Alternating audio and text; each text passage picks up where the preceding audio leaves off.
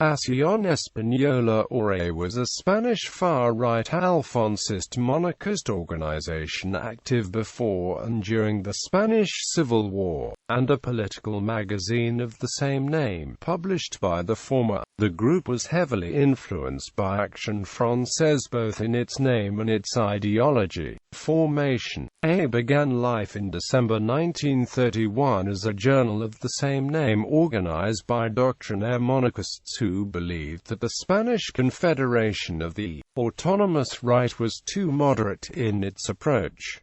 The journal was edited by Ramiro de Maeztu, drawing in followers of the former Prime Minister Antonio Maura and the ultra-conservative wings of social Catholicism and Carlism. The group that developed around this journal promised to revive a strong Catholic monarchy. A soon adopted an anti-Semitic discourse in imitation of similar movements in Europe. It soon built up contacts abroad, notably with Action Française, the Integralismo Lusitano and national syndicalist movements in Portugal, and individual members of the National Fascist Party of Italy. The group's close links with Portuguese groups were driven by a strong belief in Hispanidad and a desire to see a return to the values of La Raza, which they felt had been abandoned in Spain.